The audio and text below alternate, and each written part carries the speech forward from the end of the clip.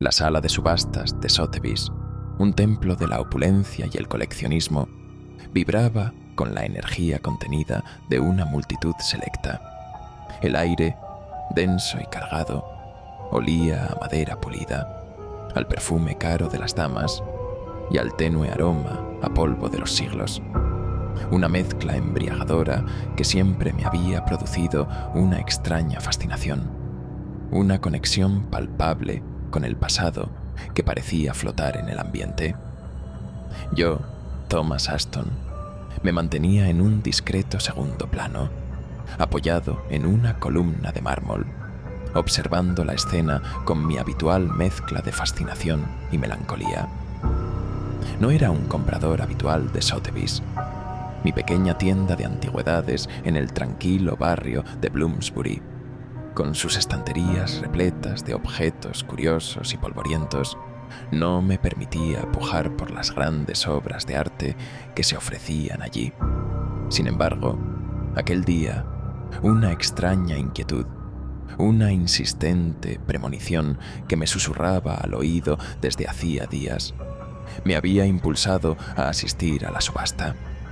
El subastador, un hombre corpulento con una voz resonante y gestos teatrales, ofrecía con entusiasmo un lote tras otro. Jarrones Ming de delicada porcelana, tapices flamencos con escenas bíblicas, retratos de nobles con miradas altivas, objetos de indudable valor artístico e histórico, sin duda, pero ninguno capaz de despertar mi interés. Mi mirada vagaba sin rumbo entre la multitud, deteniéndose en los rostros engalanados, en los vestidos de seda y en las joyas que brillaban bajo la luz de los candelabros. Buscaba algo más, algo que resonara con mi propia fascinación por lo oculto, por las historias que se escondían tras los objetos antiguos.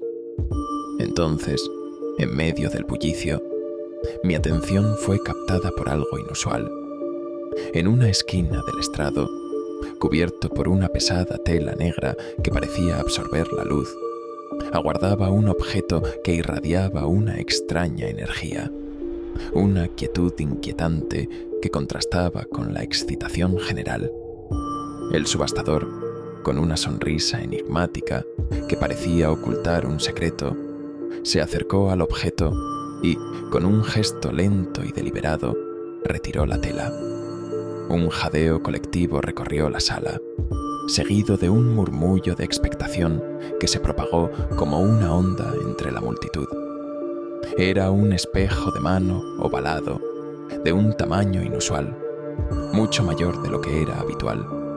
Su marco, de plata oscura, casi negra, parecía estar forjado con una aleación desconocida que absorbía la luz en lugar de reflejarla. Estaba adornado con intrincados grabados que parecían retorcerse y moverse bajo la luz de los candelabros, creando ilusiones ópticas que mareaban la vista. No eran simples motivos florales o geométricos, como se esperaría en una pieza de época, sino figuras aladas, con rasgos que recordaban a ángeles caídos, con expresiones de dolor y angustia grabadas en sus rostros. Algunos incluso parecían estar gritando en silencio, con las bocas abiertas en un gesto mudo de desesperación. Pero lo que más llamaba la atención, lo que realmente hipnotizaba, era el cristal. No reflejaba la luz como un espejo normal, sino que la absorbía, tragándosela en un vacío profundo y oscuro. Parecía una ventana a la nada, un portal a un lugar desconocido. Sentí una punzada en el pecho, una extraña mezcla de fascinación y repulsión, como si el espejo me estuviera llamando por mi nombre. No era su belleza lo que me atraía, sino una oscura curiosidad, una certeza visceral de que ese objeto ocultaba algo más, algo inquietante, algo que resonaba con una parte oscura de mí mismo que prefería ignorar. Me acerqué al estrado, apartando a algunos curiosos que se agolpaban para ver el espejo de cerca. Examiné los grabados con detenimiento, intentando descifrar su significado, buscando algún indicio de su origen o su propósito. En la parte posterior del marco, descubrí una inscripción grabada en un idioma antiguo, con caracteres que parecían retorcerse y convulsionarse bajo la tenue luz. El subastador carraspeó, llamando la atención de nuevo sobre sí mismo, y comenzó la puja. Las ofertas subían rápidamente, impulsadas por la curiosidad y el valor intrínseco de la pieza. Pero yo permanecía en silencio, hipnotizado por el espejo, incapaz de apartar la mirada de su superficie oscura. Sentía una necesidad imperiosa de poseerlo, una convicción irracional de que ese objeto me pertenecía de alguna manera. No era una cuestión de valor económico, sino algo mucho más profundo, algo que me llamaba desde las sombras, desde lo más profundo de mi ser. ¿Vendido al caballero del fondo? Resonó la voz del subastador, señalándome con un gesto. Y con ese golpe de martillo, el espejo de Azrael, sin que yo lo supiera entonces, entró en mi vida para siempre, desatando una cadena de acontecimientos que me arrastrarían a un abismo de horror y desesperación. Los días que siguieron a la subasta transcurrieron con una extraña normalidad. La tienda, con sus estanterías repletas de objetos olvidados, seguía siendo mi refugio, un lugar donde el tiempo parecía detenerse. Sin embargo, la presencia del espejo, ahora colgado en la pared de mi pequeño apartamento sobre la tienda, impregnaba cada rincón con una atmósfera inquietante. Lo evitaba con la mirada, intentando concentrarme en mis tareas diarias, catalogando nuevas adquisiciones, limpiando viejas piezas de plata, pero su oscura superficie me llamaba constantemente, como un imán invisible. Durante el día, la luz natural que entraba por las ventanas mitigaba el efecto del cristal oscuro, mostrándolo como un simple espejo de época, aunque con un marco inusualmente ornamentado. Los grabados, sin embargo, seguían inquietándome. Esas figuras aladas, con sus rostros atormentados, parecían observarme desde la plata oscura. Al caer la noche, cuando la tenue luz de las lámparas de gas proyectaba sombras alargadas y danzantes sobre las paredes, el espejo se transformaba. Su superficie se volvía profunda y oscura, como una ventana a otro mundo. Una noche, mientras cerraba la tienda, me detuve frente al espejo. La luz de una lámpara de aceite cercana se reflejaba débilmente en su superficie, creando un halo rojizo alrededor del marco. Me miré en el cristal oscuro, observando mi propio reflejo con atención. Mis ojos grises parecían más profundos y cansados bajo la luz tenue, y una sombra de preocupación se dibujaba en mi rostro. Intenté descifrar la inscripción en latín, pero solo pude distinguir algunas palabras sueltas. Umbras, animarum, perditarum, sombras, almas, perdidas. De repente, un escalofrío me recorrió la espalda. No era una sensación física, sino una frialdad que parecía emanar del propio espejo, calando hasta mis huesos. En el reflejo, detrás de mi propia imagen, vislumbré una sombra que se movía con una lentitud antinatural. Era una figura humanoide, pero con contornos difusos, como si estuviera hecha de humo. Me aparté bruscamente del espejo, con el corazón latiendo con fuerza. Me giré para mirar a mi alrededor, buscando la fuente de la sombra, pero estaba solo en la tienda. La luz de la lámpara parpadeaba, proyectando sombras que jugaban con mi percepción, pero no había nada más. Respiré hondo, intentando calmarme, convenciéndome de que había sido una ilusión, un simple juego de luces y sombras. Sin embargo, una extraña sensación de inquietud persistió. Me sentía observado, como si una presencia invisible me acompañara en la oscuridad. Volví a mirar el espejo, con cautela. Esta vez, solo vi mi propio reflejo, pero algo había cambiado. Mi rostro parecía más pálido, más demacrado, como si el espejo me hubiera absorbido parte de mi energía vital. Y entonces, escuché un susurro, débil al principio, pero que se fue intensificando gradualmente, como si alguien me hablara al oído desde el interior del espejo. Azrael, las visiones en el espejo, aunque breves y fugaces, me habían dejado profundamente perturbado. La sombra humanoide, la palabra susurrada, Azrael, resonaban en mi mente, despertando una curiosidad que no podía ignorar. Necesitaba saber más sobre el origen de ese objeto inquietante, sobre la historia que se ocultaba tras su oscura superficie. Pero ¿por dónde empezar? La subasta no me había proporcionado ningún dato relevante sobre la procedencia del espejo, más allá de que provenía de una colección privada. Lo único tangible que tenía era la inscripción grabada en la parte posterior del marco. Me concentré en ella, intentando descifrar los caracteres antiguos que parecían retorcerse bajo la luz. Reconocí algunos como pertenecientes al latín, pero otros eran completamente desconocidos. Umbras, animarum, perditarum. Ya había deducido que significaba sombras, almas, perdidas, pero el resto de la inscripción permanecía como un enigma. Sentía que allí se encontraba la clave para entender la naturaleza del espejo y la presencia que lo habitaba.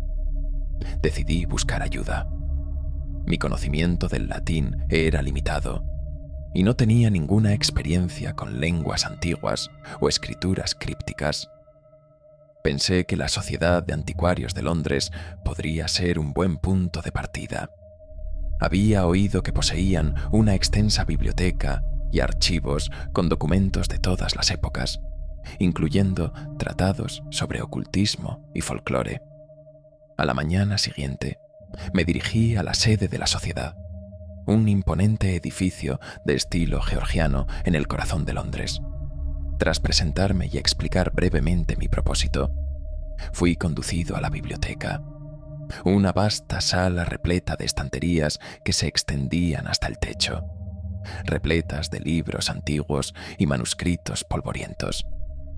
Un anciano bibliotecario, con gafas de montura de alambre y una expresión severa, me observó con curiosidad. Le mostré una copia del dibujo que había hecho de la inscripción del espejo, explicando mi dificultad para interpretarla. El bibliotecario examinó el dibujo con atención, frunciendo el ceño. Esta escritura es una mezcla de latín arcaico y caracteres que parecen provenir de algún dialecto antiguo, posiblemente de origen germánico, me dijo con voz grave. Es posible que se trate de una fórmula mágica o un conjuro. Le sugiero que consulte los archivos de la sociedad. Tenemos una sección dedicada a manuscritos sobre temas esotéricos y ocultos. Quizás encuentre algo allí. Siguiendo su consejo, me adentré en los archivos, un laberinto de estanterías metálicas repletas de cajas y carpetas. Pasé horas revisando documentos, pergaminos y viejos libros, buscando cualquier referencia a la inscripción o a objetos similares. La búsqueda fue larga y tediosa, pero finalmente encontré algo que me puso los pelos de punta. Un viejo manuscrito, fechado en el siglo XVII, contenía una descripción de un espejo maldito, con una inscripción casi idéntica a la que yo había visto. El texto mencionaba a un nigromante llamado Elias Ashworth, que se decía que había creado el espejo para comunicarse con los espíritus de los muertos.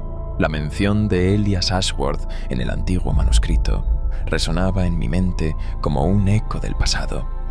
una conexión tangible con el origen del espejo.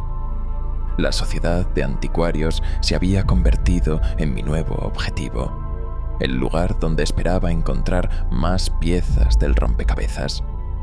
La imagen del severo bibliotecario y la descripción de los archivos. Un laberinto de estanterías metálicas repletas de cajas y carpetas se habían grabado en mi memoria. A la mañana siguiente, regresé a la sociedad. Esta vez, en lugar de dirigirme a la biblioteca, pregunté directamente por el acceso a los archivos. Tras una breve consulta con un superior, el mismo bibliotecario me condujo a una puerta discreta al final de un pasillo oscuro. Al abrirla, reveló una escalera estrecha que descendía a un nivel inferior. Bajé con cautela, sintiendo el aire volverse más frío y húmedo a medida que descendía. El olor a papel viejo, tinta y polvo era aún más intenso aquí abajo. Al llegar al final de la escalera, me encontré en una gran sala subterránea, iluminada por unas pocas lámparas de gas que proyectaban sombras alargadas y fantasmales. Filas y filas de estanterías metálicas se extendían hasta donde alcanzaba la vista, repletas de cajas de cartón y carpetas de cuero. Un joven archivero, con una expresión concentrada y el rostro cubierto de pecas, se acercó a mí. Le expliqué mi búsqueda, mostrándole la copia del dibujo de la inscripción y mencionando el nombre de Elias Ashworth. El archivero asintió con la cabeza y me condujo a una sección específica de los archivos, dedicada a documentos del siglo XVII. Pasé horas revisando legajos, pergaminos y viejos libros de contabilidad, buscando cualquier mención a Elias Ashworth o a sus actividades. La búsqueda fue ardua y tediosa, pero mi determinación se mantenía firme. Sabía que la respuesta a mi inquietud se encontraba en algún lugar de esos archivos. Finalmente, después de varias horas de búsqueda infructuosa, encontré una carpeta que contenía correspondencia y documentos relacionados con una investigación sobre prácticas ocultas en el Londres del siglo XVII. Entre los documentos, encontré una transcripción de un interrogatorio a un testigo que afirmaba haber visto a Elias Ashworth realizando rituales con un espejo de plata oscura. La descripción del espejo coincidía con la que yo había visto en la subasta. Pero lo más revelador fue una carta escrita por el propio Elias Ashworth, dirigida a un corresponsal desconocido. En ella, Ashworth describía con detalle la creación del espejo y su propósito: abrir un portal a un reino espiritual habitado por entidades oscuras. Mencionaba también una inscripción específica, una invocación que, según él, permitía controlar a estas entidades. La inscripción era casi idéntica a la que estaba grabada en el marco del espejo. La carta de Elias Ashworth, encontrada en los archivos de la Sociedad de Anticuarios, me heló la sangre. Sus palabras, escritas con una caligrafía precisa y elegante, revelaban una mente obsesionada con lo oculto, con la idea de trascender los límites de la vida y la muerte. Describía el espejo no como una simple pieza de artesanía, sino como un portal, una puerta a un reino espiritual habitado por entidades que él creía poder controlar. La carta mencionaba un ritual específico, una invocación que, según Ashworth, permitía someter a estas entidades a su voluntad. La inscripción en el marco del espejo, la misma que yo había intentado descifrar, era la clave de este ritual. Las palabras que había reconocido: umbras, animarum, perditarum, eran solo una parte de una fórmula mucho más compleja. Decidí transcribir la inscripción completa de la carta, comparándola cuidadosamente con el dibujo que había hecho del espejo. Tras un laborioso trabajo de comparación y descifrado, logré reconstruir la inscripción completa. Reflecte umbras animarum perditarum, et vocem meam ad inferos defer, per speculum hoc, imperium teneo super spiritus tenebrarum, et ad voluntatem meam eos cogo. La traducción me estremeció. Refleja las sombras de las almas perdidas y lleva mi voz a los infiernos. Por este espejo domino a los espíritus de la oscuridad y a mi voluntad los doblego. La confirmación del propósito del espejo, la arrogancia de Ashworth al creer que podía controlar fuerzas oscuras, me llenó de un profundo temor. Comprendí que no me enfrentaba a un simple objeto antiguo, sino a una herramienta poderosa, imbuida de una energía maligna. Investigué más sobre la vida de Elias Ashworth. Descubrí que había sido una figura controvertida en el Londres del siglo XVII, un alquimista y nigromante con una reputación de hereje y peligroso. Se decía que realizaba extraños experimentos en su mansión a las afueras de la ciudad, invocando espíritus y practicando rituales prohibidos. Su repentina desaparición, según los registros históricos, nunca se había resuelto. Algunos creían que había sido asesinado por sus propias prácticas oscuras. Otros, que había logrado trascender a otro plano de existencia. En los archivos encontré también referencias a la colección de objetos de Ashworth, entre los que se mencionaba un grimorio antiguo, un libro que contenía detalles de sus rituales y conjuros. Se decía que este libro, conocido como el Liber Tenebris, libro de las tinieblas, era extremadamente peligroso y había sido ocultado durante siglos para evitar que cayera en manos equivocadas. La idea de que este grimorio pudiera existir aún y que pudiera contener la clave para contrarrestar la maldición del espejo se instaló en mi mente. Decidí que debía encontrar el Liber Tenebris. El descubrimiento del Liber Tenebris y la confirmación del oscuro propósito del espejo no trajeron consigo la claridad que esperaba, sino una creciente sensación de pavor. Sabía a qué me enfrentaba, pero el conocimiento solo intensificó mi miedo. Los días que siguieron se convirtieron en una tortura constante, una lenta y gradual invasión de mi realidad por lo inexplicable. Los fenómenos extraños, que al principio habían sido sutiles e intermitentes, comenzaron a manifestarse con una intensidad alarmante. Ya no eran solo sombras fugaces o susurros distantes. Ahora, los objetos se movían por sí solos. Las puertas se abrían y cerraban con violencia, y ruidos inexplicables resonaban en mi apartamento durante toda la noche. Una noche, mientras intentaba leer un libro para distraerme, sentí una corriente de aire frío que recorrió la habitación, apagando la lámpara de aceite y sumiéndome en la oscuridad. Un olor a humedad y tierra mojada llenó el aire, un olor que no provenía del exterior. Encendí una cerilla con manos temblorosas y volví a encender la lámpara.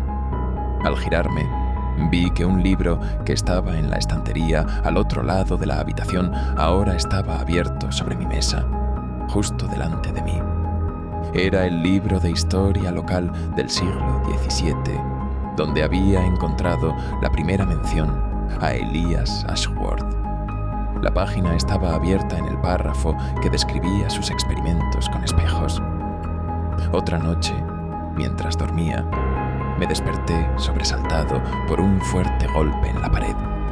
Salté de la cama, con el corazón latiendo con fuerza, y busqué a tientas la lámpara de aceite. Al encenderla, vi que en la pared, justo encima de mi cama, se había formado una grieta que se extendía de arriba a abajo. No era una grieta normal, sino una línea oscura y retorcida que parecía palpitar con una luz propia. Pero lo más aterrador de todo eran las visiones en el espejo. Ya no eran simples sombras o figuras difusas. Ahora veía con claridad el rostro de la mujer, cada vez más cerca, cada vez más real. Sus ojos, llenos de dolor y desesperación, me observaban con una intensidad que me helaba la sangre. A veces, incluso podía escuchar su voz, un lamento ahogado que resonaba en mi mente. «Ayúdame, libérame». Mi cordura comenzaba a tambalearse. El miedo me consumía, impidiéndome dormir, comer, concentrarme en mi trabajo. Sabía que tenía que actuar, que tenía que encontrar una solución antes de que la oscuridad me consumiera por completo. La búsqueda del Liber Tenebris se había convertido en mi única esperanza. La idea del Liber Tenebris se había convertido en una obsesión. Si ese libro realmente existía, si contenía la clave para contrarrestar la maldición del espejo, debía encontrarlo a cualquier precio. Pero ¿dónde empezar a buscar un grimorio que se suponía oculto durante siglos? Recordé la carta de Elias Ashworth. Aunque estaba dirigida a un corresponsal desconocido, quizás contenía alguna pista sobre el paradero del libro. Volví a la Sociedad de Anticuarios y solicité ver la carta original. La examiné con detenimiento, buscando cualquier indicio, cualquier nombre o lugar que pudiera estar relacionado con el Liber Tenebris. En la parte inferior de la carta, en una pequeña nota al margen, escrita con una caligrafía más apresurada, encontré una referencia a una antigua abadía en el norte de Inglaterra, cerca del pueblo de Whitby. Ashworth mencionaba haber ocultado ciertos objetos de gran valor en las criptas de la abadía, antes de su misteriosa desaparición. La abadía de Whitby. El nombre me resultaba familiar. Recordé haber leído sobre ella en algún libro de historia. Había sido un importante centro religioso en la Edad Media, pero había sido destruida durante la disolución de los monasterios en el siglo XVI. Aunque solo quedaban ruinas, la idea de que el Liber Tenebris pudiera estar oculto allí me llenó de esperanza. Decidí viajar a Whitby. Tomé un tren al norte y luego un carruaje hasta el pequeño pueblo costero. Las ruinas de la abadía se alzaban majestuosas sobre un acantilado, dominando el mar del norte. El viento soplaba con fuerza, azotando las piedras grises y creando un ambiente sombrío y melancólico. Exploré las ruinas durante varios días, buscando cualquier indicio de las criptas mencionadas por Ashworth. Revisé cada rincón, cada pasadizo, cada piedra caída. La búsqueda fue difícil y peligrosa, ya que muchas partes de la abadía estaban en ruinas y corrían el riesgo de derrumbarse. Finalmente, en una zona apartada de las ruinas, descubrí una entrada oculta a una cripta subterránea. La entrada estaba cubierta de maleza y escombros, pero al retirarlos, revelé una estrecha escalera que descendía a la oscuridad. Bajé con cautela, sintiendo el aire volverse más frío y húmedo a medida que descendía. Al llegar al final de la escalera, me encontré en una pequeña cripta rectangular, iluminada por la tenue luz que se filtraba por una grieta en la pared. En el centro de la cripta, sobre un pedestal de piedra, encontré un cofre de madera oscura, cubierto de polvo y telarañas. Abrí el cofre con cuidado. En su interior, encontré un libro grueso y pesado, encuadernado en cuero negro, con extraños símbolos grabados en la portada. Era el Liber Tenebris. Con el Liber Tenebris en mi poder, sentí una mezcla de alivio y aprensión. Alivio por haber encontrado finalmente una posible solución, pero aprensión por el poder oscuro que emanaba del libro. La encuadernación de cuero negro estaba fría al tacto, y los símbolos grabados en la portada parecían observarme con una maligna inteligencia. Sabía que no podía enfrentarme solo a lo que habitaba en el espejo. Necesitaba la ayuda de alguien con conocimientos sobre ocultismo y rituales antiguos. Recordé al señor Silas Thorne, el excéntrico coleccionista que me había proporcionado el Liber Tenebris. Decidí visitarlo de nuevo. Tomé un carruaje hasta su imponente casa en Mayfair. Al llegar fui recibido por el mismo mayordomo, de aspecto severo que la vez anterior. Me condujo al estudio, donde encontré a Silas Thorne sentado junto a la chimenea, leyendo un antiguo volumen. Le expliqué mi situación, mostrándole el Liber Tenebris y contándole sobre los fenómenos que seguían atormentándome. Silas Thorne me escuchó con atención, asintiendo lentamente de vez en cuando. Cuando terminé, cerró el libro que estaba leyendo y me miró con sus penetrantes ojos grises. «El Liber Tenebris es un libro peligroso», dijo con voz grave. «Contiene rituales de gran poder, pero también conlleva un gran riesgo. Si no se maneja con cuidado, puede desatar fuerzas que escapan a nuestro control».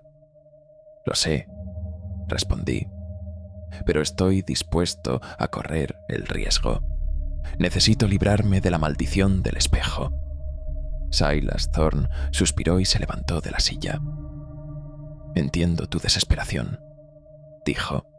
«Te ayudaré, pero debes saber que este ritual no es una garantía. El poder del espejo es antiguo y profundo. No puedo prometerte que funcionará». Me condujo a través de la puerta secreta que daba a la habitación oculta, la misma donde había visto el Liber Tenebris por primera vez. Esta vez, sin embargo, la habitación estaba iluminada con velas negras, creando una atmósfera aún más sombría y misteriosa. En el centro de la habitación había un círculo trazado en el suelo con una tiza blanca, con extraños símbolos inscritos en su interior. «Este es mi santuario», dijo Silas Thorne. «Aquí realizaremos el ritual. Debes seguir mis instrucciones al pie de la letra. Cualquier error podría tener consecuencias terribles».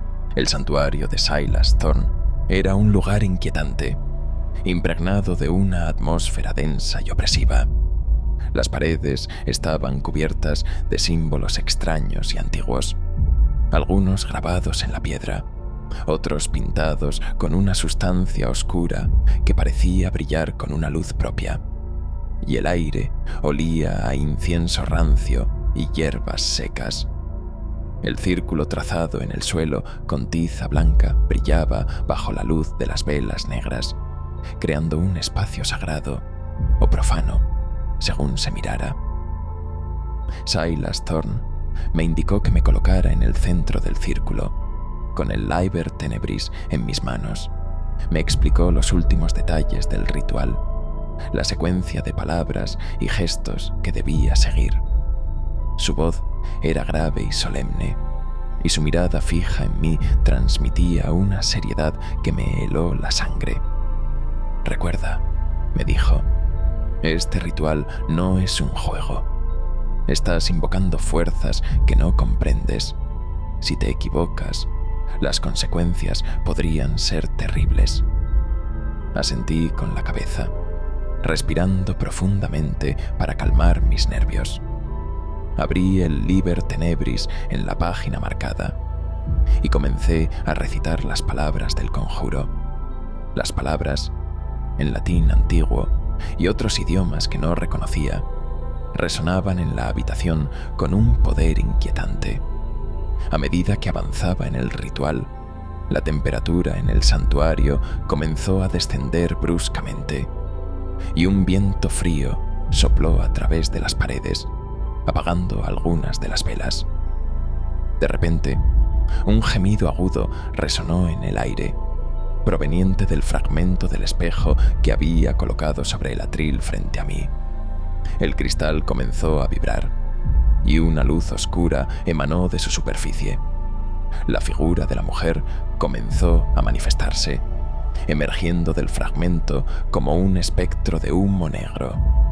Esta vez, sin embargo, la figura era más sólida, más definida. Podía ver con claridad su rostro, marcado por el dolor y la furia.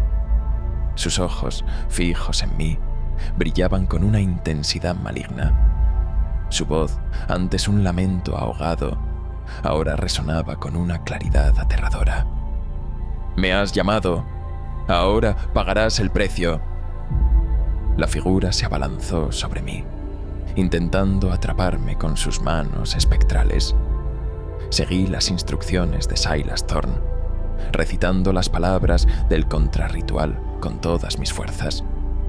La habitación temblaba y las velas parpadeaban violentamente, arrojando sombras grotescas sobre las paredes. El enfrentamiento fue intenso y aterrador. La figura espectral intentaba atacarme, mientras yo me defendía con las palabras del ritual, invocando fuerzas opuestas para contrarrestar su poder. Finalmente, después de una larga y angustiosa lucha, la figura comenzó a debilitarse, a desvanecerse lentamente en el aire. Con un último grito de furia y desesperación, la figura desapareció por completo, y el fragmento del espejo quedó en silencio, inerte sobre el atril.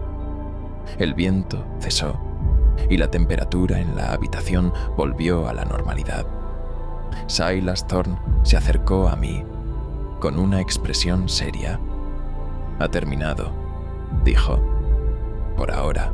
Los días que siguieron al enfrentamiento en el santuario de Silas Thorne transcurrieron con una tranquilidad casi irreal. Los fenómenos cesaron por completo. No más ruidos en la noche, no más sombras fugaces, no más visiones en el espejo. La calma había regresado a mi vida, pero no era una calma completa, sino una quietud teñida de una extraña melancolía.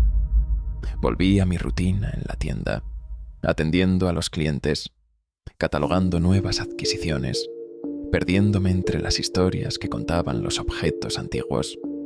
Pero algo había cambiado en mí. La experiencia con el espejo me había marcado profundamente, dejando una cicatriz invisible que me recordaba constantemente la fragilidad de la realidad y la existencia de mundos ocultos que acechaban más allá de nuestra percepción. Ya no sentía el miedo paralizante de antes, pero tampoco la misma despreocupación. Me había vuelto más observador, más consciente de los pequeños detalles, de los susurros del viento, de las sombras que se alargaban al atardecer. Era como si mis sentidos se hubieran agudizado, como si pudiera percibir una realidad más allá de lo visible. Silas Thorne desapareció de mi vida tan repentinamente como había aparecido. Después del ritual no volví a verlo. Su casa permanecía cerrada y el mayordomo, si es que alguna vez existió, se había esfumado sin dejar rastro. Era como si hubiera sido una figura fantasmal, enviada a ayudarme en mi momento de mayor necesidad, y luego desvanecida en el olvido.